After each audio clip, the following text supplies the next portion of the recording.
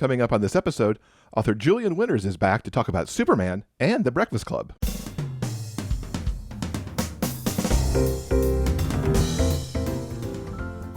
Welcome to episode 412 of the Big Gay Fiction Podcast, the show for avid readers and passionate fans of queer romance fiction. I'm Will, and with me, as always, is my co-host and husband, Jeff.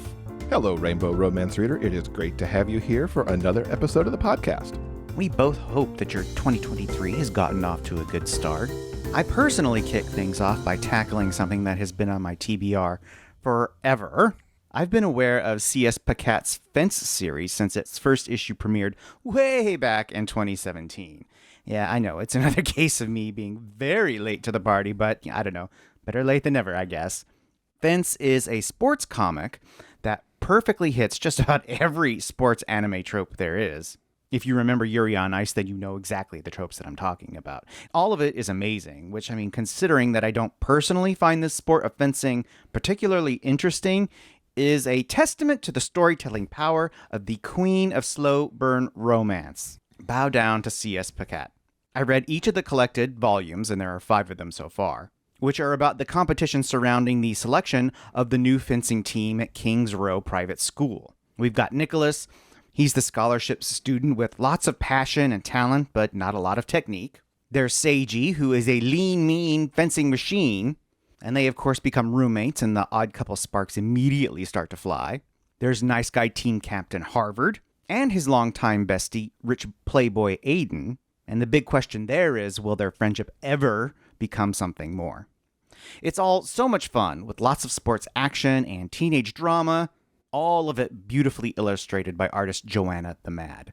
And you know what? If the comics aren't enough, I'd also recommend you check out the novelizations by Sarah Reese Brennan.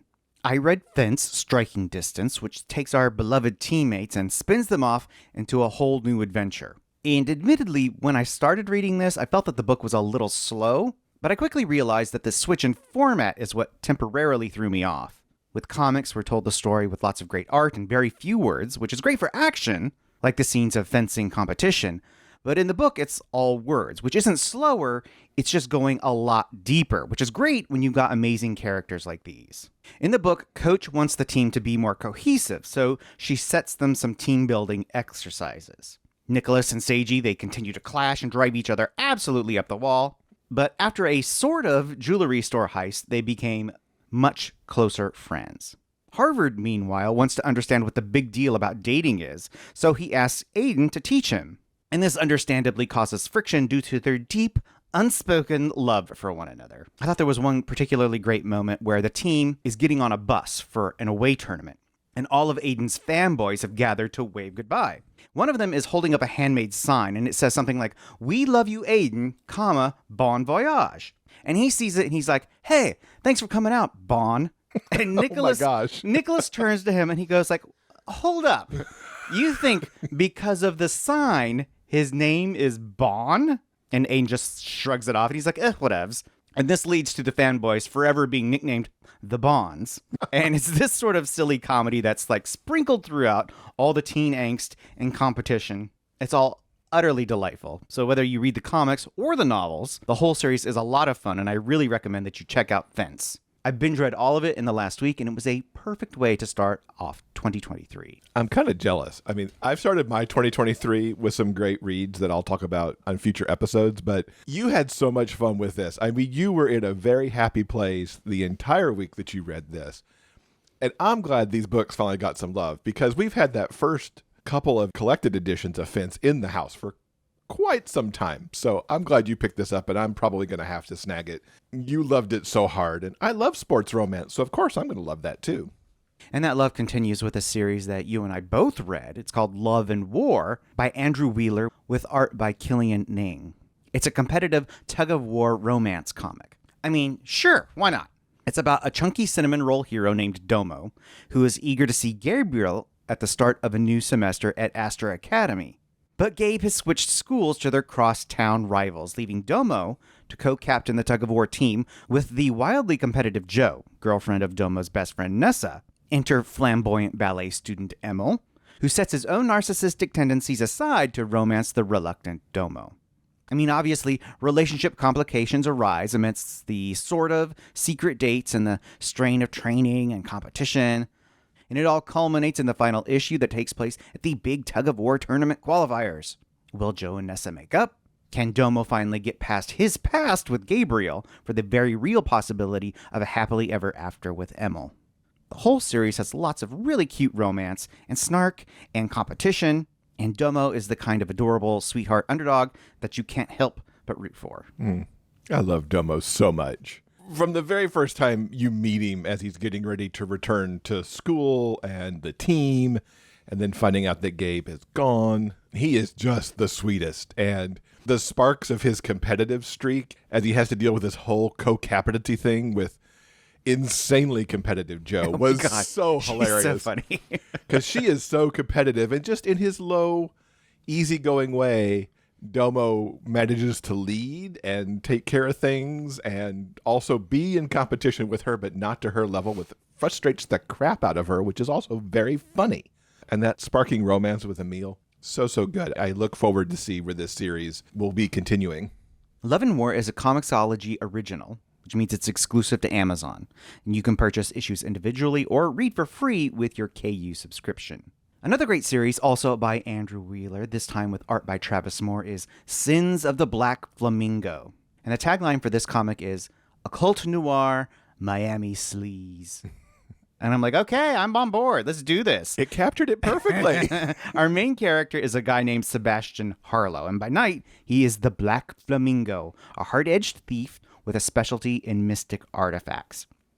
Now, every good anti-hero needs a team to back him up, of course. There's Sebastian's best friend, Ophelia, who's a witch, and she doesn't have time for anybody's bullshit. Oh my god, she's amazing. There's Abel, the lovable himbo golem, who is completely devoted to Sebastian. And there's Ezekiel, an angel Sebastian rescues from the villainous Thorndike Scar, and it's the recapture of Ezekiel by various right-wing factions that leads to the action-packed climax of this 5-issue series. Did you ever think you would utter the words himbo and golem together? Yeah, but once I read it, I was like, oh my god, this is obvious. Of course it is. Completely. It makes perfect sense. Yeah, it's the perfect adjective for Abel. So if you like a little more action and mysticism in your superhero comics, issues of Sins of the Black Flamingo are available to buy individually. Or, you know what, you can wait until February, when the whole series is going to be bundled in the complete Black Flamingo graphic novel collection. It's got great writing and great art. Check it out if you have a chance. Yeah, it was so good. I was so glad you turned me on to that because it was a super fun read. And keeping the comic love going a little bit further, when I had Julian Winters co-host with me back in December for our episode about our favorite young adult reads of 2022, we chatted for so long we couldn't fit everything into one episode. One of the things Julian and I talked about was our love of DC's Superman Son of Kal-El series. And as we're talking about graphic novels, hey, perfect time to share this with you. We've chatted a few times on Twitter and emails about Superman Son of Kal-El, the comic book series that started summer of 2021.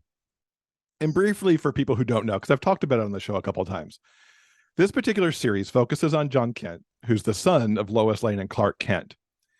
And as this series opens, he ends up becoming the Superman who's, protecting Earth because Clark has to go off-world to do, stuff. And big battle with somebody who's trying to take over the world and kill the superheroes and, is in cahoots a little bit with Lex Luthor, a big bad out there.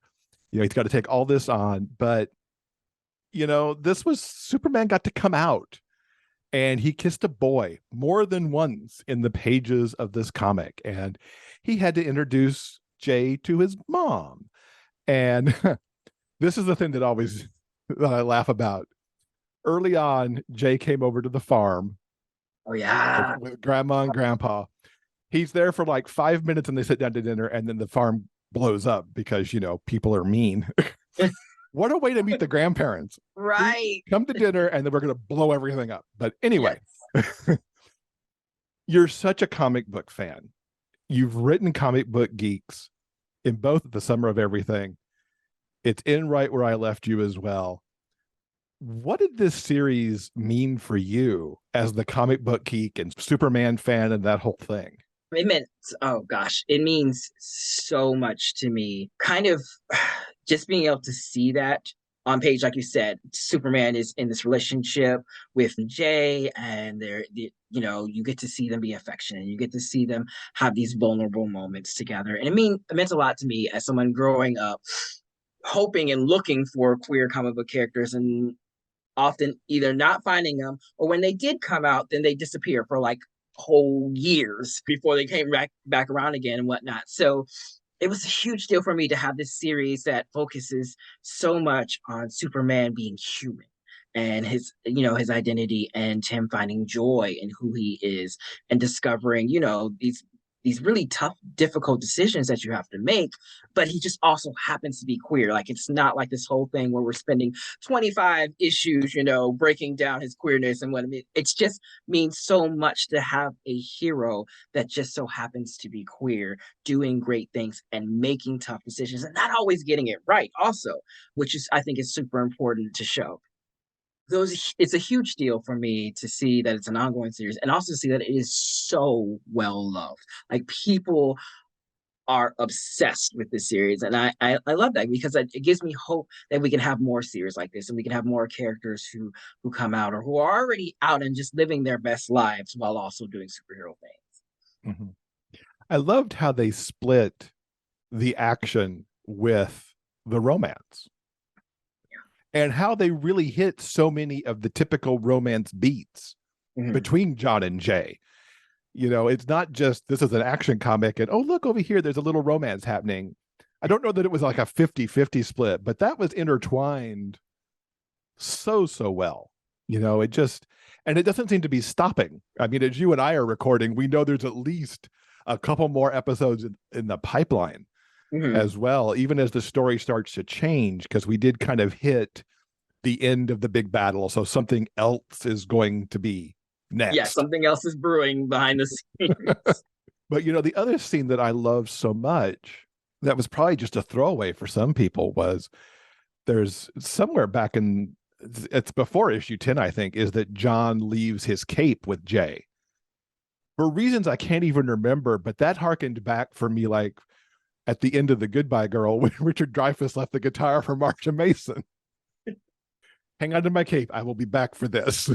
Yes, yeah, because I mean, and it's I didn't think of it as a throwaway moment, though I agree some people might, but it is such a big moment, because it's almost like a promise, because we know what the symbol of that cape means to the world, and he's giving it to Jay and saying, hold on to this.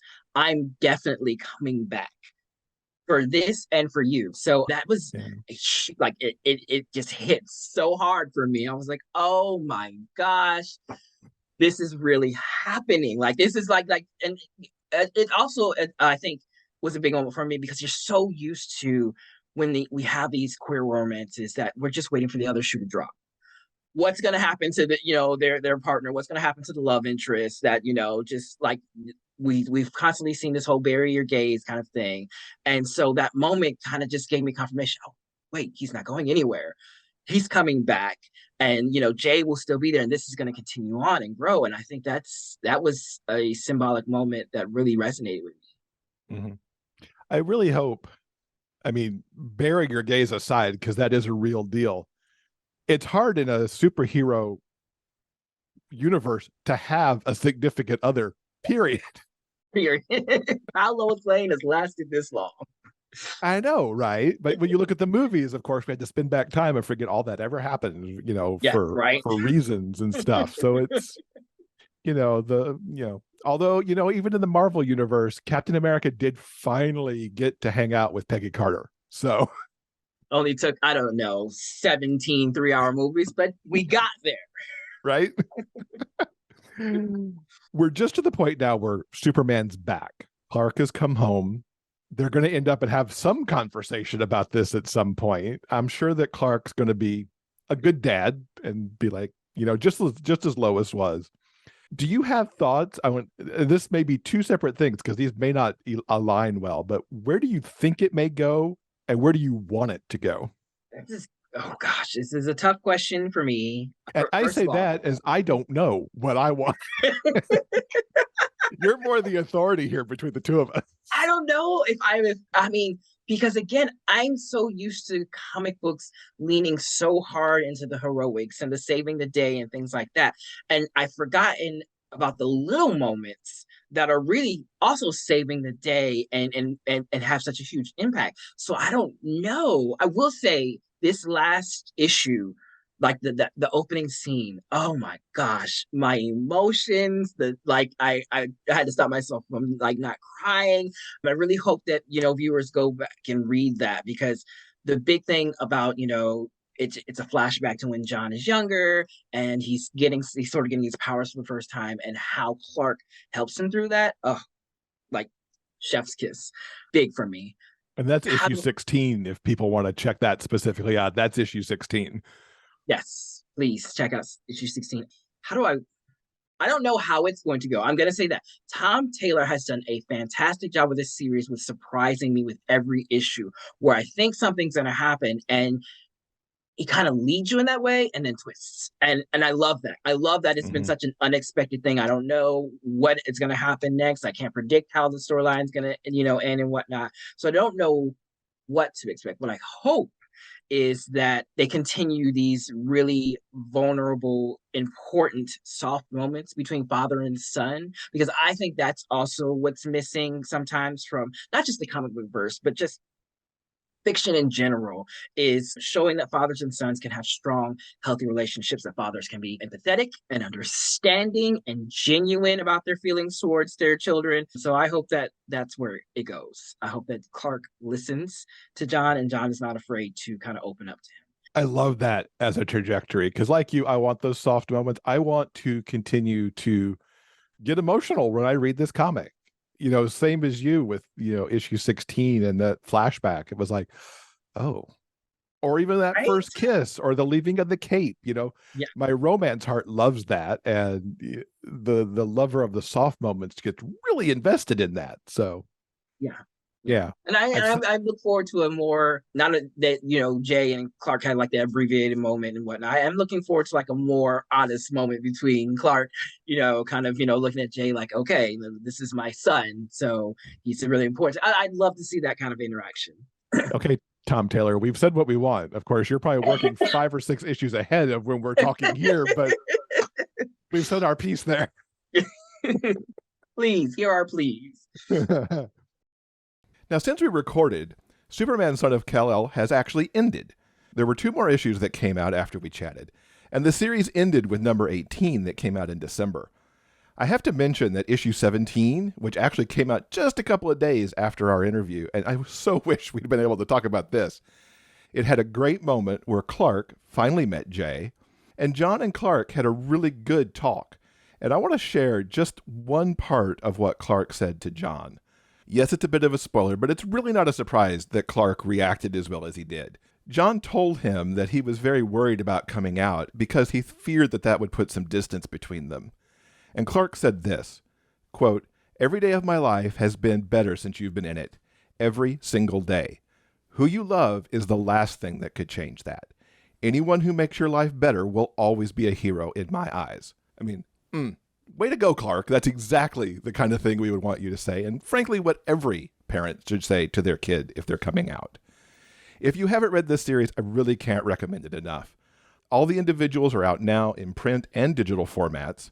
There are also 2 hardback collector's editions out now, with the 3rd and final collection coming out in May. And what's next for John? His story is set to continue in Adventures of Superman, John Kent. Tom Taylor continues to write the series, and from what I've read so far, it sounds like it's going to be some DC multiverse shenanigans going on. The new series is set to kick off in March, and I'll definitely be checking it out to see what it's all about. Now, another thing I talked with Julian about is his brand new book, As You Walk On By, which comes out this week, and here's the scoop on that.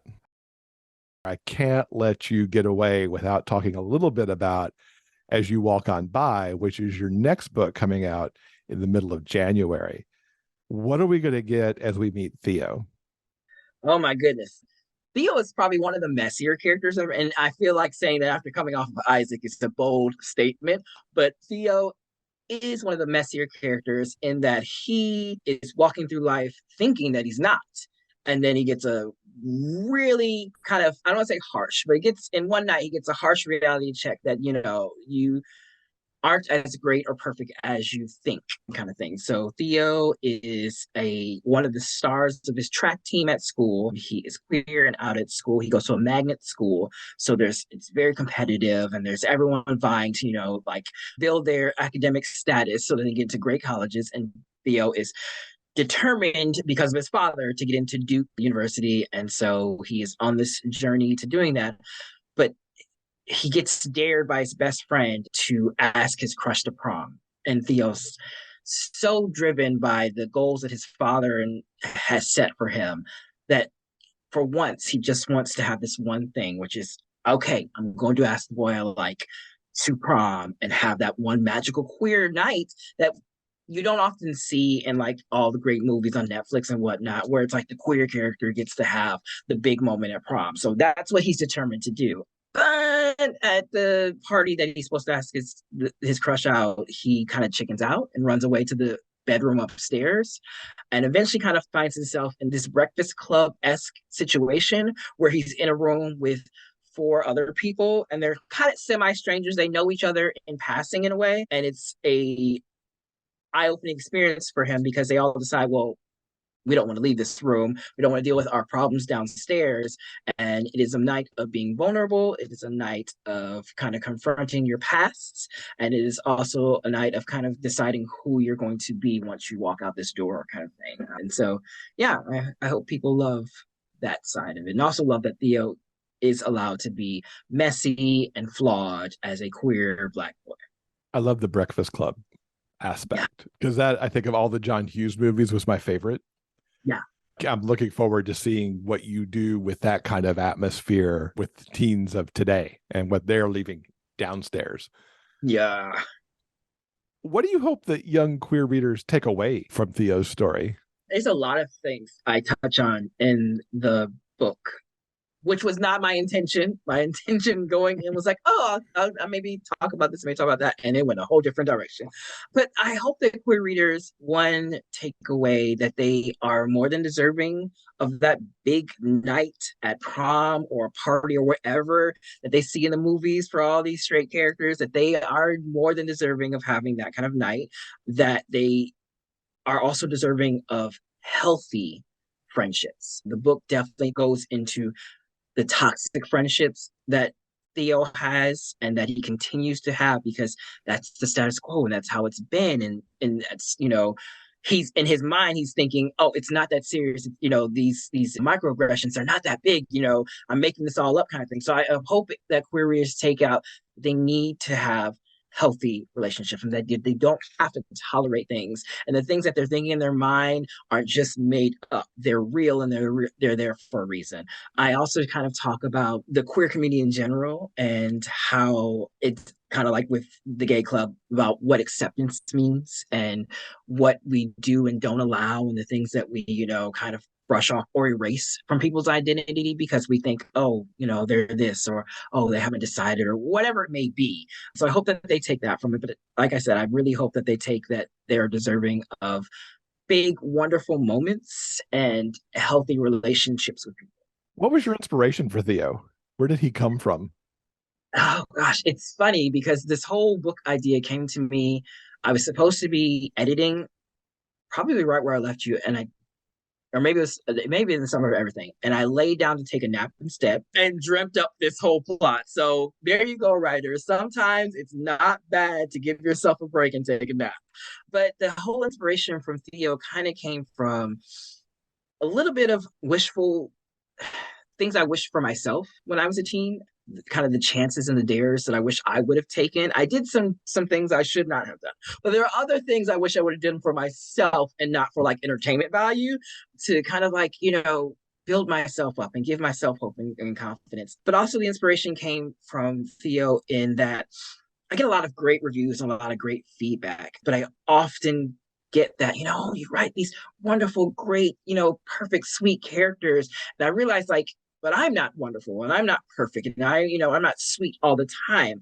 And the inspiration for Theo was that I needed to write a character that has made some horrible decisions in life. He's made mistakes, and he's kind of veering in a little bit in the wrong direction by doing everything for everyone else and not himself, kind of thing. And I knew I needed to write that kind of character, show people that, yes, I love writing, this kind of character, but I also love representing this side of people because we are all multifaceted. We all contain multitudes. And it shouldn't be that a Julian Winters book is just this one type of person. I want you to see the other sides.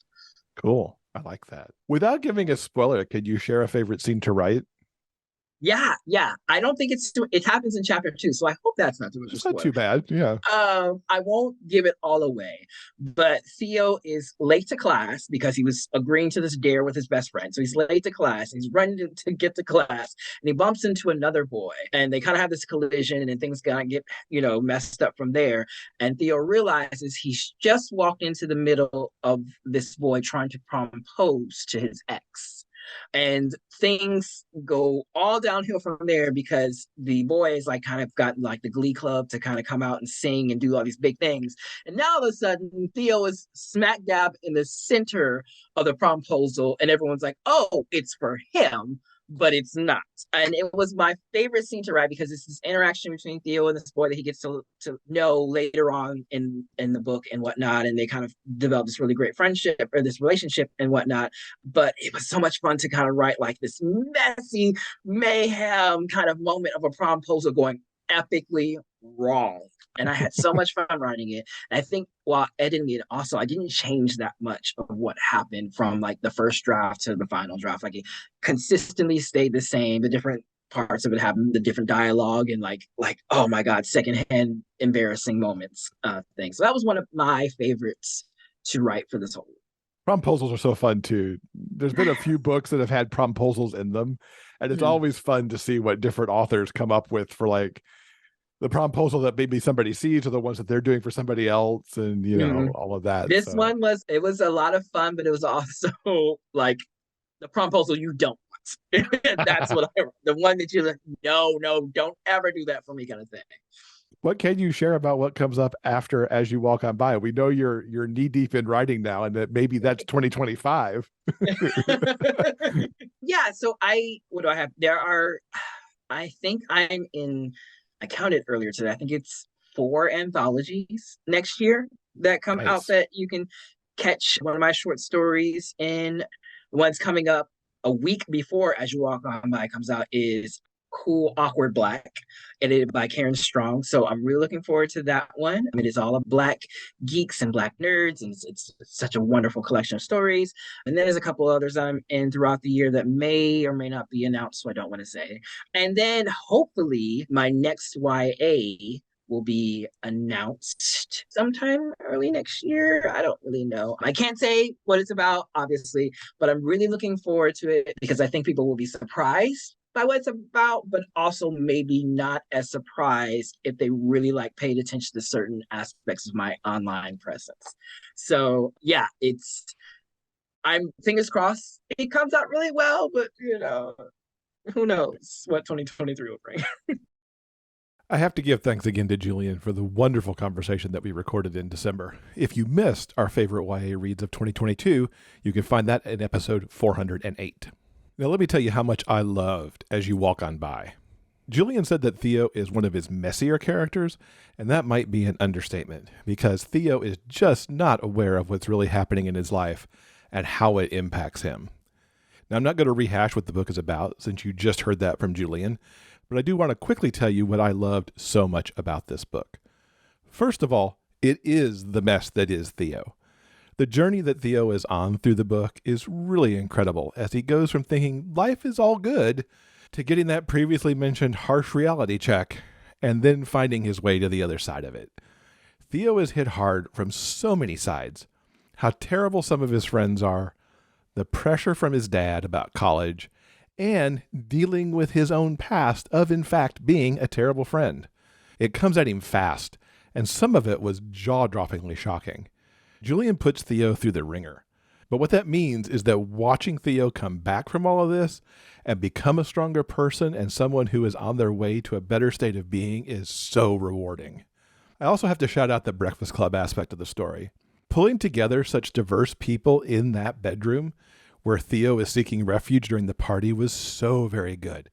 And I would love it if Julian can come back and dive into some of those other characters, perhaps for sequels or short stories or something like that, because there's so much interesting things with these folks that are gathered up in this bedroom hiding from the party.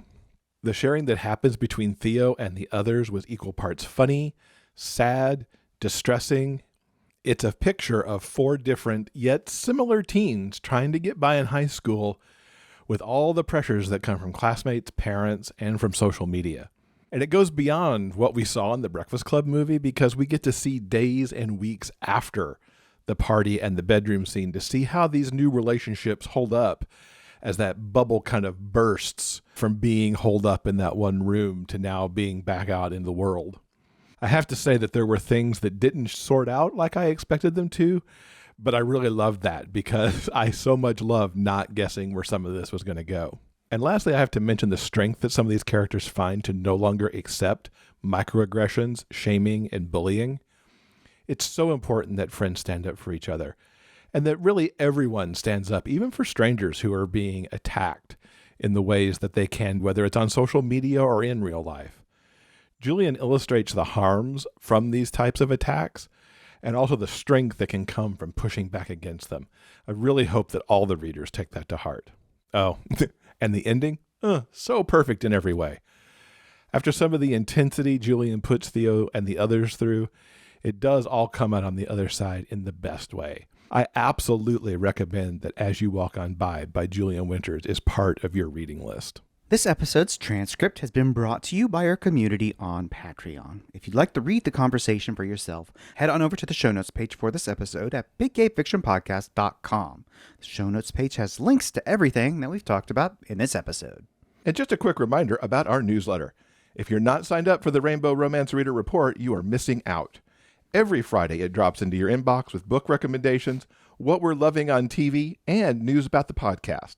You can sign up for it at biggayfictionpodcast.com/report, or hey, look for that link in the show notes. All right, I think that's going to do it for now. Coming up next on Monday, January 30th, we're going to be joined by authors K.M. Newhold and Mia Monroe. That's right, K.M. and Mia have joined forces under the pen name Mika Nix. And we're going to find out all about their debut book, Hothead, which is book 1 of the Drake Security series. On behalf of Jeff and myself, we want to thank you so much for listening, and we hope that you'll join us again soon for more discussions about the kinds of stories we all love, the big gay fiction kind. Until then, keep turning those pages and keep reading. Big Gay Fiction Podcast is part of the Frolic Podcast Network. Find more shows you'll love at frolic.media/podcasts. Original theme music by Daryl Banner.